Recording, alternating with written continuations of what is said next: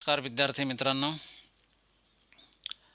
मराठी विषय अक्षर भारती इयत्ता 10वी या पुस्तकातील 2 दिवस या कवितेचा दुसरा भाग आज आपण अभ्यासणार आहोत. याच्यामध्ये आहेत स्वाध्याय. या अगोदर या कवितेचा भावार्थ आपल्याला समजवण्यात आलेला आहे. आज 2 दिवस या कवितेचा दुसरा भाग म्हणजे स्वाध्याय आपण अभ्यासणार आहोत. कवितेचे कवी आहेत नारायण गंगाराम सुर्वे आणि पाठ प्रस्तुतीकरण केले विठ्ठल जाधव, मराठी विषय शिक्षक, जवाहर नवोदय विद्यालय शेगाव, जिल्हा बुलढाणा. विद्यार्थी मित्रांनो, आज पुन्हा थोडक्यामध्ये तुम्हाला या कवितेचा मी आशय पण सांगेल आणि प्रश्नांची उत्तरांवरती आपण चर्चा करणार आहोत. ठीक आहे. नारायण गंगाराम सुर्वे यांनी 2 दिवस या कवितेमध्ये कामगारांच्या जीवनामधलं जे दारुण असं वास्तव, भयानक असं वास्तव मांडलेले आहे. त्यांचे जीवनाला त्यांनी अल्प म्हटलेलं आहे. 2-4 दिवसाचं त्यांचं जीवन आहे. त्याच्यातले 2 दिवस हे गरिबीमध्ये गेले. 2 दिवस सुखाची समृद्धीची वाट पाहण्यामध्ये गेले. कुणीही त्यांच्या बाजूला जेव्हा उभे राहत नाही तेव्हा अश्रूच त्यांचे मित्र म्हणून उभे राहतात. अश्रूच त्यांची सहायता करतात. असा साधारणतः या कवितेचा मध्यवर्ती कल्पनेचा भाग आहे. ज्येष्ठ कवी नारायण गंगाराम सुर्वे यांचा जन्म 15 ऑक्टोबर 1926 रोजी झाला.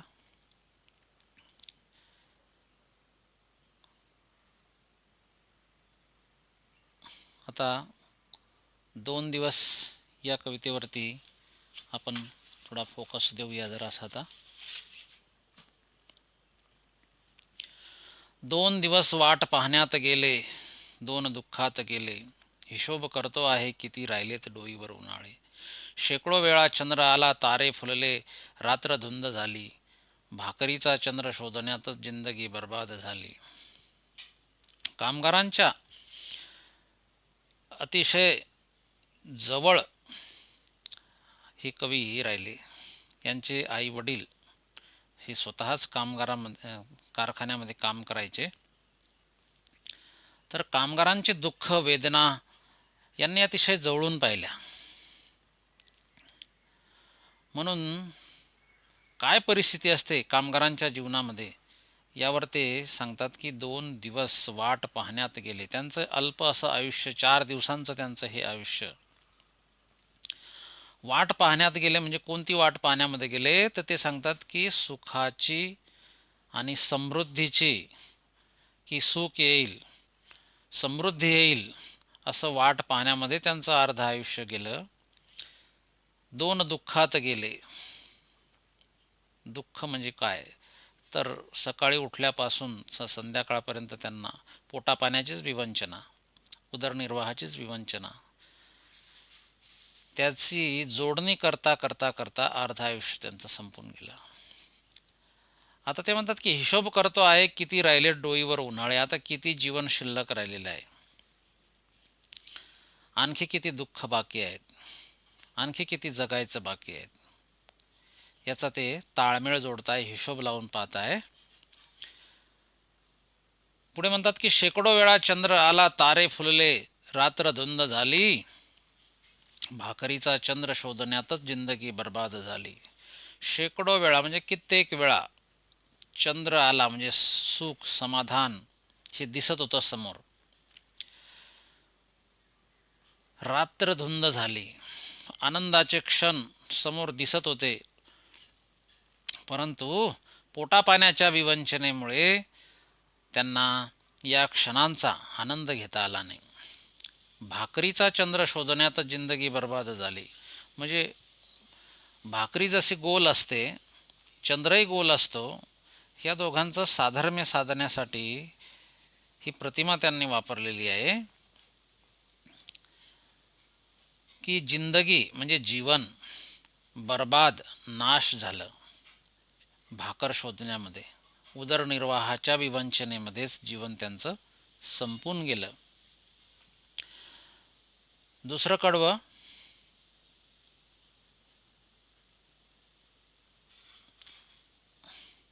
ते म्हणतात की हे हात माझे सर्वस्व. सर्वस्व शब्दाचा अर्थ आहे अस्तित्व, त्यांचं सगळं काही. कामगारांचे हात म्हणजे त्यांचं सगळं काही, त्यांचे अस्तित्व. हे हात माझे सर्वस्व दारिद्र्याकडे गहाणच राहिले. दारिद्र्याकडे गहाण राहिले म्हणजे तारण केले. गहाण म्हणजे तारण. म्हणजे सदैव त्यांना काम काम आणि कामच करावं लागायचं, कष्टच करावं लागायचे. दुसरीकडे त्यांना इकडे तिकडे पाहायची उसंतच मिळाली नाही. म्हणून ते म्हणतात की सदैव कामच करावं लागलं, म्हणजे हे हात दारिद्र्याकडे जणू काही गहाणच ठेवले गेले. जे त्या कामासाठीच ते हात होते, आनंद घेण्यासाठी नाहीच. पुढे म्हणतात की कधी माना उंचावलेले, कधी कलम झालेले पाहिले. म्हणजे ते म्हणतात की त्यांचे हात जे आहे, कवीचे कामगारांचे हात स्वतःचे अस्तित्व आहे असं म्हणतात. या हातांनी त्यांनी अपार कष्ट केले कामगारांनी, परंतु हे हात दारिद्र्याकडे गहाण ठेवले गेले. गरिबीमुळे कर्तृत्व पिचून गेले. हात, कामगार म्हणतात की हे हात मी कधी आकाशाला गवसणी घेण्यासाठी उभारले, कधी कधी माझ्या हातून मान अभिमानाने उंचावेल असे कर्तृत्व घडले. सुखाची स्वप्ने मी मनातल्या मनात रेखाटली, परंतु गरिबीमुळे माझे हात बंदिस्त झाले.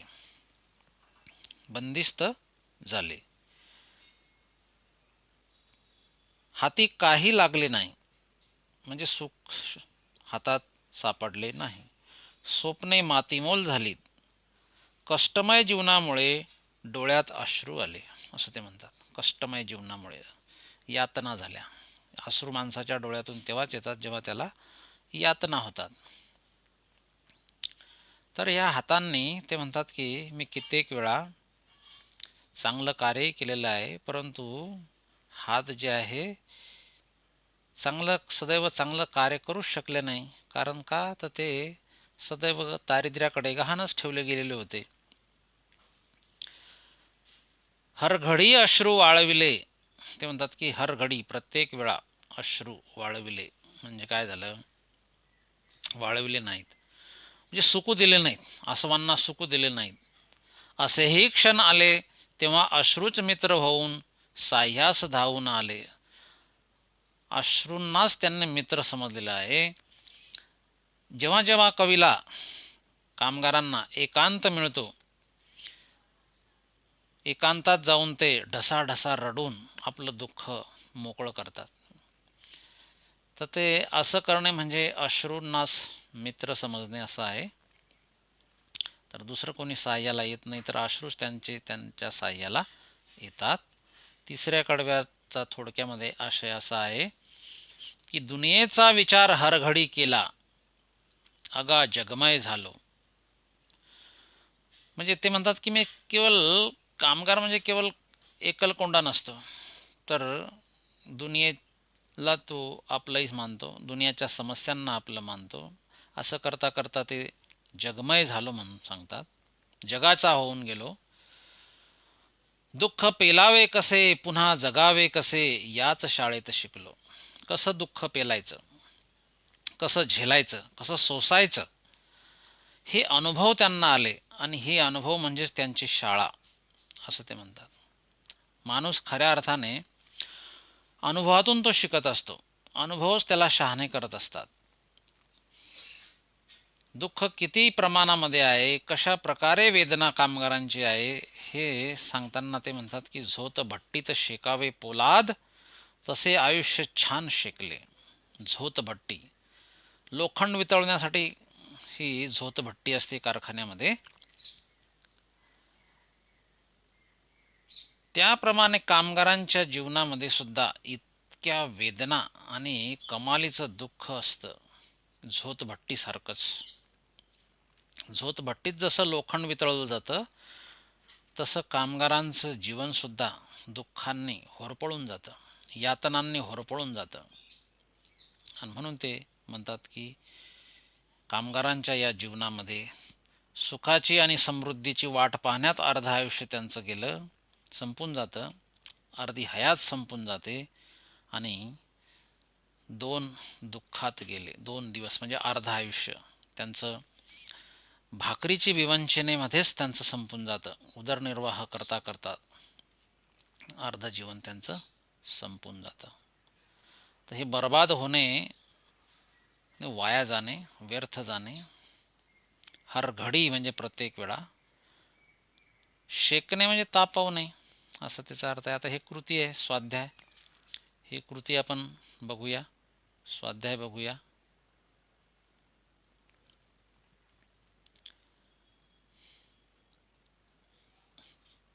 कृती पूर्ण करा. 1. रोजची भूक भागवण्यासाठी कराव्या लागणाऱ्या कष्टामुळे आयुष्याचे दिवस वाया गेलेत. या आशयाची कोणती ओळ म्हणजे या आशयाची कवितेतील ओळ आपल्याला शोधायची आहे आणि लिहायची आहे. कोणती ओळ आहे ती?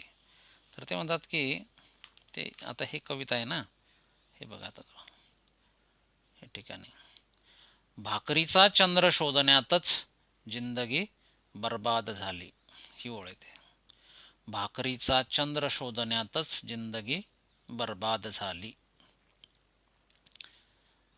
दुसरी ओळ ते सांगतात की कवीला प्रयत्नवाद आणि आशावाद दाखवणारी ओळ. कवीला हे इथे कवीचा प्रयत्नवाद आणि आशावाद दाखवणारी ओळ. कोणती ओळ आहे प्रयत्नवाद आणि आशावाद दाखवणारी? तर मी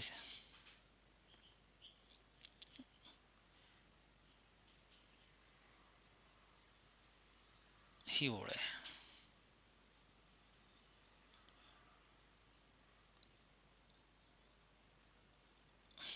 दुःख पेलावे कसे, दुःख पेलावे कसे, पुन्हा जगावे कसे, याच शाळेत शिकलो.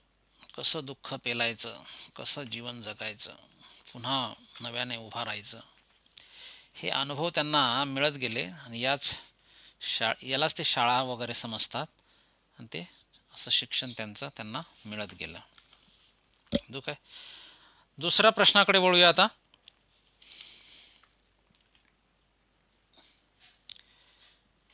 दुसरा प्रश्न,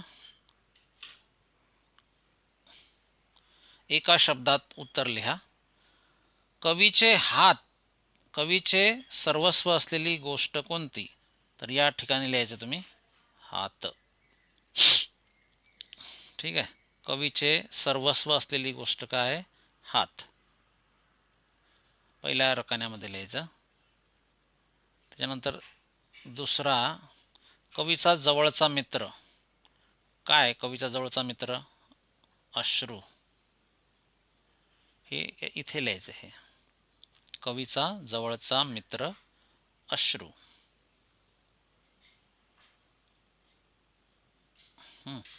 खालील शब्दसमूहांचा तुम्हाला कळलेला अर्थ लिहा.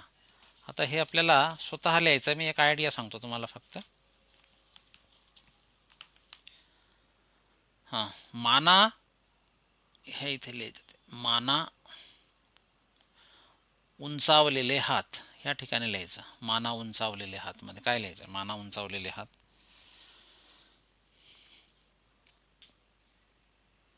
म्हणजे कार्य करण्याचे कर्तृत्व.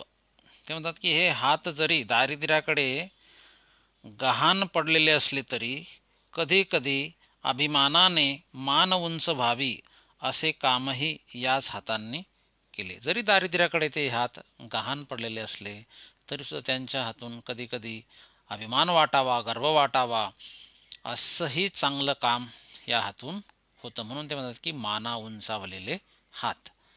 ठीक आहे. आता दुसरं,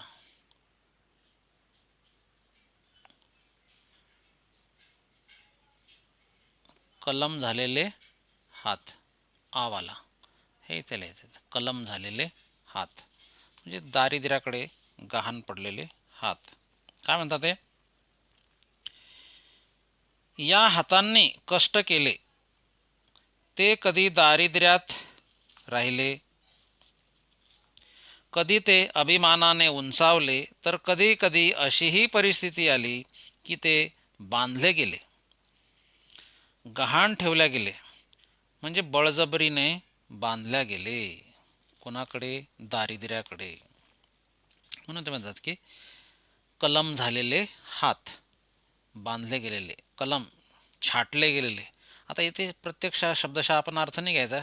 छाटले गेले तर बंदिस्त, बांधले गेलेले म्हणजे त्यांना उदरनिर्वाहासाठीच सतत झटावं लागायचं, म्हणून असंही त्यांनी ती संकल्पना वापरलेली आहे, कलम झालेले हात. ठीक आहे. आता दुसरं, दारिद्र्याकडे गहाण पडलेले हात. दारिद्र्याकडे गहाण पडलेले हात. ते म्हणतात की कामगारांच्या कष्टमय जीवनाविषयी कवी म्हणतात की कष्टकऱ्याचे हात हे त्याचे सर्वस्व असते. त्यांच्या हातांनी ते कष्ट करतात, त्यांचा उदरनिर्वाह चालवितात, पण तेवढ्याने त्यांचे पोट भरत नाही, कारण त्यांच्या 18 विश्व दारिद्र्यात ते सदैव खिसपत पडलेले असतात. त्यांना उद्याच्या निर्वाहाची काळजी असते, चिंता असते, विवंचना असते. हे दुःख व्यक्त करताना कवी म्हणतात, जणू कामगारांचे हात दारिद्र्याकडे गहाण पडलेले आहेत, तारण म्हणून ठेवलेले ते हात आहेत. याच्यासाठी ते म्हणतात दारिद्र्याकडे गहाण पडलेले हात.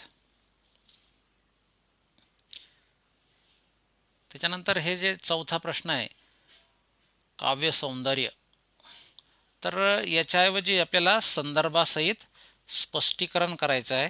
संदर्भासहित स्पष्टीकरण. ठीक आहे. खालील ओळींचे रसग्रहण करा असं म्हटलंय ना, त्याच्याऐवजी काय करायचं आहे?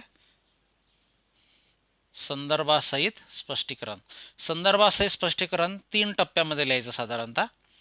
पहिला टप्पा संदर्भ, म्हणजे ह्या ओळी ज्या आहेत कवितेच्या, ह्या नेमक्या कोणत्या कवितेतल्या आहेत आणि या कवितेचे कवी कोण आहेत. ठीक आहे. हे असं सांगणं म्हणजे हा पहिला टप्पा, याला म्हणायचं संदर्भ. स्पष्टीकरण, स्पष्टीकरणामध्ये त्याची पार्श्वभूमी सांगायची आणि कवितेचा, त्या ओळींचा अर्थ सांगायचा. ठीक आहे. तिसऱ्या टप्प्यामध्ये विशेषता सांगायची, काय वेगळंपण काय. 2 दिवस वाट पाहण्यात गेले, 2 दुःखात गेले, हिशोब करतो आहे किती राहिलेत डोईवर उन्हाळे. डोईवर म्हणजे डोक्यावर, म्हणजे जीवन किती शिल्लक राहिलेलं आहे याविषयी ते म्हणता येते.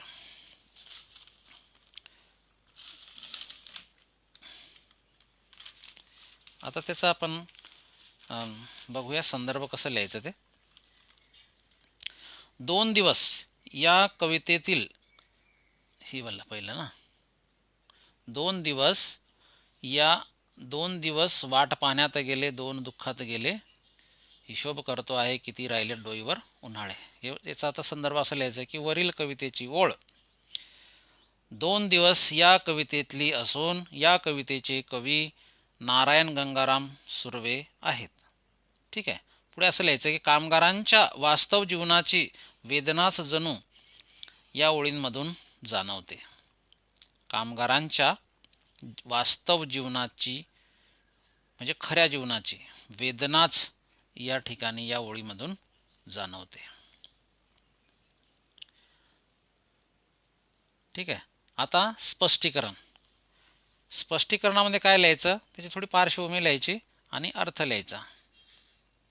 असा कवी म्हणतात, मी कधी स्वतः पुरता विचार केला नाही. प्रत्येक वेळी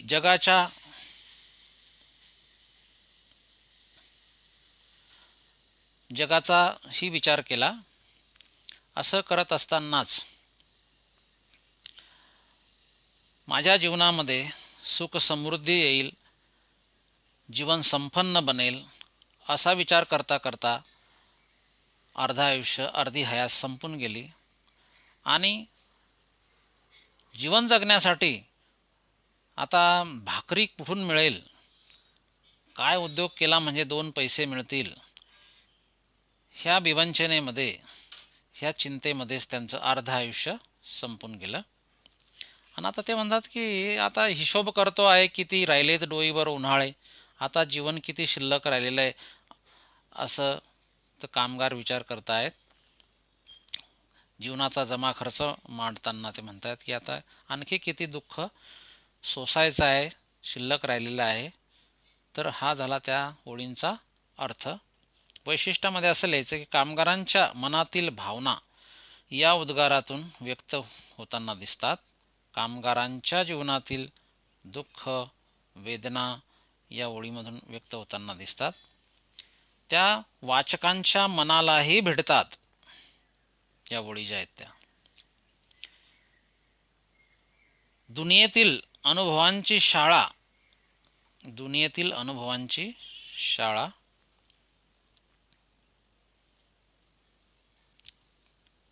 ठीक आहे.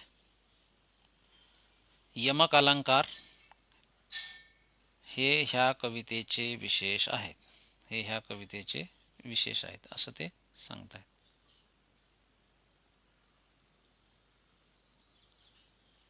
आता आपण याच्यातल्या दुसऱ्या प्रश्नाची चर्चा करूया. दुःख पेलावे कसे आणि पुन्हा जगावे कसे, या वाक्यामागील तुम्हाला जाणवलेला विचार तुमच्या शब्दात. आता हे तर तुम्हाला लिहायचं आहे की कवीचं म्हणणं काय आहे नेमकं ते. दुःख पेलावे कसे म्हणजे जीवन जगत असताना दुःख कसं सहन करायचं. असह्य होऊन जातात वेदना, दुःख, पण तरीसुद्धा जीवन जगायचं असेल तर ते सोसावंच लागतं. आणि सोसून पुन्हा जगावे, पुन्हा आपल्याला मार्ग धरावा लागतो, जगण्यासाठीचा काम करावे लागते. ठीक आहे, असं लिहायचं तुम्ही. कवितेत व्यक्त, आता हे लिहा इवाला प्रश्न. कवितेत व्यक्त झालेल्या कष्टकऱ्यांच्या जीवनाविषयी तुमच्या भावना लिहा. कवितेत व्यक्त झालेल्या कष्टकऱ्यांच्या जीवनाविषयीच्या भावना त्या अशा लिहायच्या. 2 दिवस या कवितेत नारायण सुर्वे यांनी कामगारांच्या जीवनातील दुःख, वेदना 10 शब्दामध्ये मांडलेले आहेत. पोटाची भूक भागवण्यासाठीच त्यांचे जीवन संपून जाते, हयात संपून जाते. जीवन जगताना त्यांचे अश्रूच त्यांना मित्र म्हणून सहाय्यकारी ठरतात. ते एकांतामध्ये जाऊन ढसाढसा रडून स्वतःचे दुःख हलके करतात. भाकरीचा चंद्र शोधण्यातच त्यांचं जीवन संपून जातं. परंतु दुनियेतील लोकांच्या दुःखांना स्वतःची दुःखी समजली. झोतभट्टीत लोखंडाप्रमाणे जीवन होरपळले, भाजले गेले. कामगारांचे हात हे त्यांचं सर्वस्व. या हातांनी अतोनात कष्ट उपसले. त्यांना कधी यश आले, कधी अपयश. कधी ते दारिद्र्याकडे गहाण ठेवले गेले, तर कधी कामगार धीर सोडत नाही, तरीही कामगार धीर सोडत नाही. दुःखाची दाहकता झेलतात, पेलतात, सहन करतात. अनुभवाच्या शाळेत शिकायला मिळाले. जीवनात अनेक वेळा बरे वाईट प्रसंग आले, पण तेही निभावून नेले. 2 दिवस सुखाची वाट पाहण्यात त्यांचे खर्च झाले आणि 2 दिवस दुःखात गेले. अशा प्रकारे तुम्ही ही वेदना लिहायची. तिसरं आहे कवितेत व्यक्त झालेले जीवन सत्य. कोणते जीवन सत्य कवितेमध्ये व्यक्त झालेले आहे.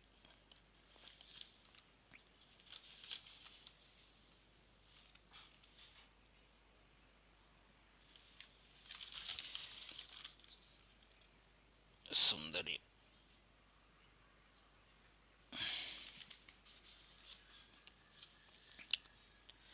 ठीक आहे.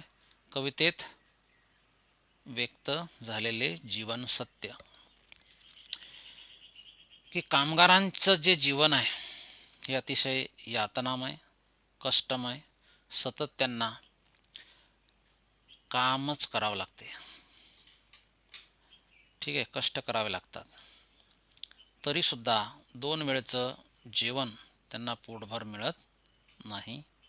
कारखान्यात वस्त्र विणतात, दुसऱ्यांसाठी कापड विणतात, परंतु स्वतःच्या जीवनामध्ये त्यांना कापडही मिळत नाही.